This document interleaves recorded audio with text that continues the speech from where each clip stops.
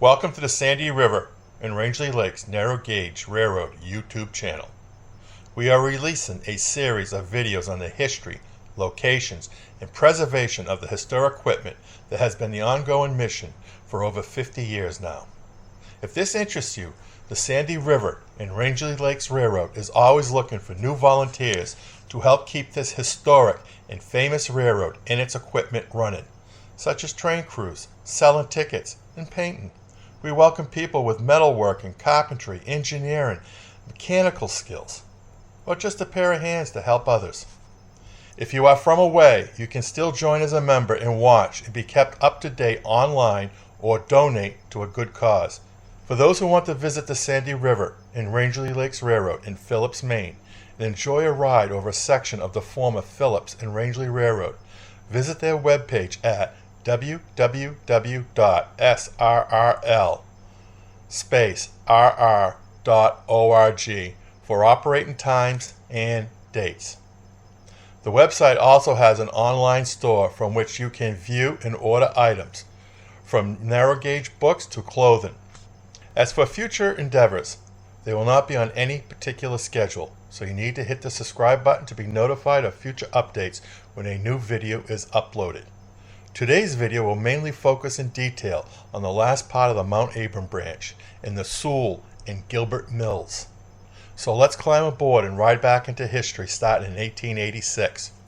Reported on February 5th, 1886 was a coming construction of the new Gilbert Brothers Mill off the Franklin and Megantic Railroad, also known as the F&M.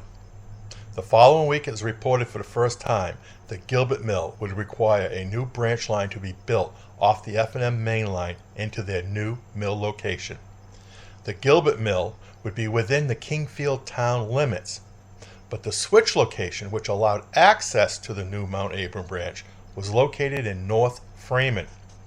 This switch would later be known as Mt Abram Junction. For a few years after it was built, this switch location was referred to in newspapers and court documents as Mountain Junction or Oliver's Junction before the Mt Abram Junction name took over. The Mt Abram branch was built along the base of the 4,000-foot high Mt Abram Sun, from which cut logs were hauled by oxen or horse teams on sled in the snow. At different times in the Gilbert operation, logs were hauled from upwards of 6 miles away. The major teamster operation was Spaulding and Moody, along with other smaller groups. The survey for the new branch started the first week of July, 1886. By the first week of August, a 30 by 84-foot boarding house for workers was completed. Various articles reported the boarding house as either 2- or 3-story building. Which is correct is unknown, but most boarding houses built in that period were 2 stories. Also completed was a blacksmith shop and stable. The Mt Abram branch had 3 long trestles. By the 3rd week of September 1886, the first trestle was reported completed. It passed by the pre-existent Oliver Mill, located on what was called the Oliver Farm. Oliver sold out to Kimball & Company around 1888, who in turn sold out around 1890 to Fellows & Company, formerly Franklin Mills Company. This location and mill did enough business to justify a boarding house being built there in 1890. The final owner of this mill location was Weston Lewis. After Oliver sold out, the Oliver Mill name was still found in newspaper reports, but we have not been able to nail down this second location. From Mt Abram Junction, after passing the Oliver Mill in 1886, the next mill was Gilbert's. We now pick up at the north end of the 3rd trestle on the Mt Abram branch. Here you are atop an estimated 10-foot high earthen fill of the 3rd trestle's north end, looking into the expanse for which it was built to get tracks across. The small stream seen here at its base is unnamed. Now we are looking at the 3rd trestle south end, and a second unnamed stream at its base. Only one stream was noted in the 1915 survey. Both streams flow year-round. A page from the lead surveyor's 1915 field notebook of a required survey by the Interstate Commerce Commission Act, which all U.S. railroads had to perform on inventories. The survey was released in 1916 and shows us the drawings of the third trestle's dimensions and how it was constructed over the gully and the two unnamed streams. You are looking north from the side of the long 2.28% grade that made up the fill's approach to the third trestle. The previous trestle photos are now behind us. The south end of the third trestle is just the opposite, a flat fill about 60 feet long onto the trestle off a downward grade, as we will see in a later photo. The number 4 siding switch in front of the Sewell mill is 128 feet 4 inches away. From the trestle to the switch, the right-of-way is a consistent 10 feet wide. This siding, number 4, was built in 1890 after the Gilbert mill was destroyed by fire, which is covered in The Next Stop is Kingfield. In 1922, the siding was then called number 6. If this was a typo, it's unknown. And in 1924, the branch was scrapped. I will refer to this as the runaround from here on in. On the fill's east side, the trees are presently marked as a boundary line, as seen here in this zoomed-in photo looking north. It's unknown whether this was a railroad boundary line in 1886. Today, this marked boundary line runs along the edge of the right-of-way for about a quarter of a mile beyond the south end of the third trestle. In October 2021, during a further visit about 15 feet away from the trestle's north end, 2 diamond-pointed spikes were found atop the fill. It has been noted that diamond-pointed spikes were used only by the Phillips and Rangeley Railroad. How diamond-pointed spikes wound up on the F&M is unknown. When the branch was later scrapped, they took only the rails, joint bars, and switches. Everything else was left behind. Let's examine the 128 feet 4 inches between the third trestle and the runaround switch Richard Dole drew out on a map of the north end of the Mt Abram branch that predates 1914. Dole worked for the Maine Central and either had access to early F&M records or records the Maine Central acquired after they bought the Sandy River and Rangeley Lakes Railroad in 1912. As we progress, it will become evident Dole had some sidings correct and some wrong. The 1915 survey shows only the runaround and no turntable. Within the 128 feet 4 inches, Dole has siding number 2 off the trestle fill. Given the fill's 10-foot width and narrow gauge cars that are between 6 feet and 6 feet 2 inches wide, this leaves you with 2 feet of clearance on each side for a switch stand or to walk along the cars. Furthermore, this angle lines up right behind the Soule mill. Here you are looking down on what in the last decade was used as a skidder road. The photo location was about 7 feet from the Soule's mill's engine room's south corner. As you can see, any sidetrack would require an additional trestle off the fill to reach level ground, which would take up a large amount of the reported 387-foot length. Soule's mill was not located here during the Gilbert mill operations. That happened years later. Soule moved to Salem off the present-day Route 142 alongside the west branch of the Carrabassett River, near where Crossman's siding ended, which is covered in The Next Stop is Kingfield.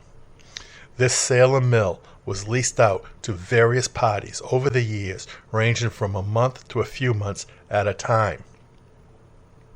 In walking this area behind the Soule mill, only a small 3-foot section of reasonably flat and smooth ground was found that may have been a rail bed. The ground has been chewed up by the skidders. Prior to the October 2021 trip, I thought Dole made a mistake with the siding location, given the above reasons. Then Kenny Wing found this buried a few inches deep, only a few feet from where the previous photo was taken in October 2021. It was the only track evidence found here.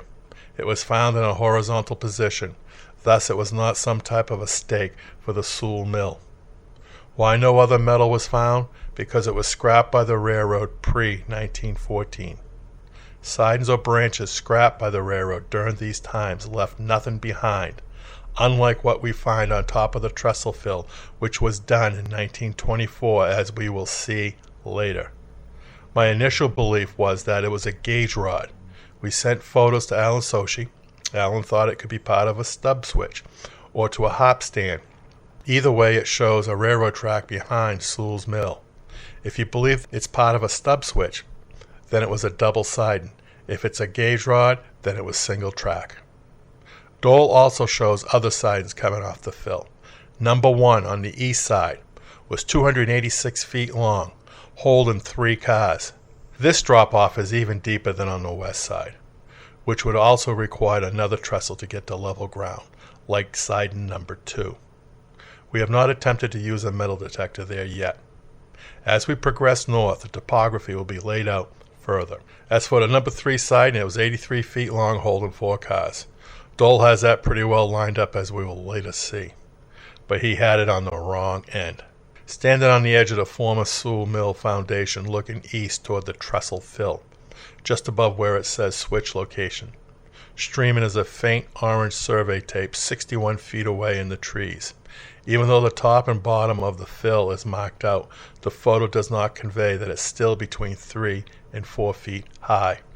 The steam engine mount that powered Sewell's mill at the end of the 12-foot section of foundation, which is just to the right in this photo, as seen in the photo on the left.